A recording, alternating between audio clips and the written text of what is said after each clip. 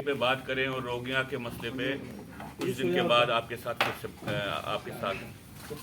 देखिए, बार बार हम आपके सामने ये बात कहते आ रहे हैं कि गवर्नमेंट ऑफ इंडिया को और यूटी गवर्नमेंट को अपनी जो ओपिनियन यहाँ पे जो आतंकवाद चल रहा है उसके बारे में रिकास्ट करनी चाहिए और इसका रिव्यू करके देखना चाहिए कि जो जिस तरह से वो आतंकवाद के बारे में सोच रहे हैं क्या वो ठीक है कि नहीं है।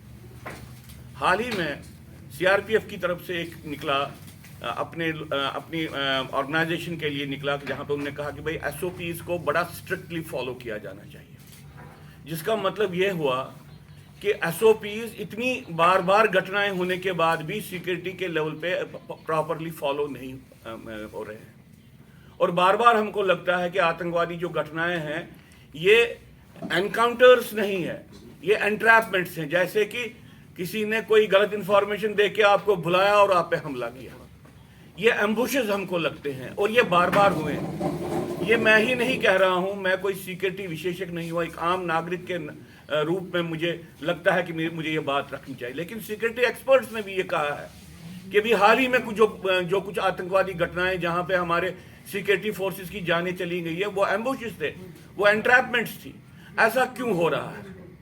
अभी भी सरकारें समझती हैं कि टूरिज्म की दुहाई देके और टूरिज्म का नारा देके हम यहाँ पे आतंकवाद की समस्या को सुलझा सकेंगे। ये कहा जाता है कि भाई अब तो आखिरी चरण पे है, हम तो ये तो डेथ बेड पे टेररिज्म है और ऐसे जघन्य अपराध हो रहे हैं। राजौरी पुंछ की बात इसलिए है कि बार बार वहां पे हाई कॉस्ट आर्मी को देना पड़ता है। हमारी समझ में ये नहीं है क्या राजौरी पुंछ के जंगल हमारे ही कब्जे में है? कभी हमको लगता है क्या हमारा वहां पे कंट्रोल है? क्योंकि एक ऐसी परिस्थिति बनी है जिस परिस्थिति में सिर्फ अपने आप को शाबाशी देने के बजाय और कोई बात हमको दिखती नहीं है।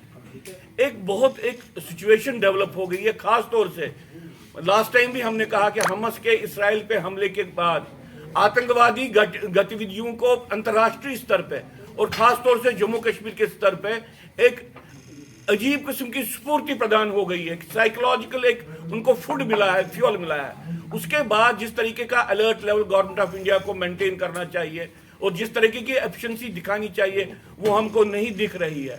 मैं आपको कहना चाहता हूं कि जो आतंकवादी आर्मी को एंगेज कर सकते हैं, आर्मी पे ऐसे घात कर सकते हैं, वो सॉफ्ट टारगेट्स पे तो इजीली कर सकते हैं। इसलिए ऐसी परिस्थिति में कश्मीर घाटी में रह रहे हिंदुओं की सुरक्षा और असुरक्षा का वातावरण और बढ़ गया है। टूरिस्ट जो आ रहे हैं उनके लिए असुरक्षा का वातावरण और बढ़ गया है और भारत सरकार को संज्ञान लेना चाहिए कि अभी तो टेररिस्ट हाई कॉस्ट ऑपरेशंस कर रहे हैं।